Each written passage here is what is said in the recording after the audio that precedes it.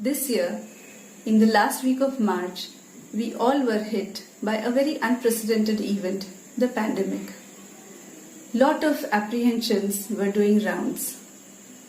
Being a working woman, initially, this pause was very much welcome because in the day-to-day routine, there are many things that are kept pending to be done when we get that extra time.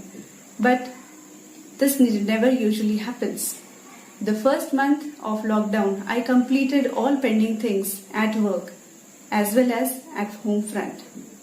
After that, I slowly realized that I am getting stuck in the grind of household chores, office meetings and other family commitments. With no socializing, I had no one with whom I could share my feelings or my problems. Gradually, the daily routine started becoming very irritating and frustrating because I could not strike a good balance between the office and home works.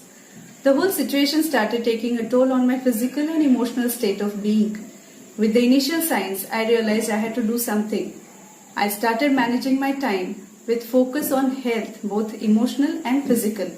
For this, I started practicing yoga and pranayam in the mornings and started making calls to my friends and relatives in the evenings and virtual socializing.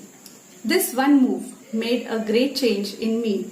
It has made me accept the situation and the fact and aligned my body and mind to take up things and multitask. Now I am better at both work and personal health. Thus, I realized that whatever may be the external conditions, if your inner conditioning is strong enough, then self-management is in such a situation becomes exemplary. Thank you.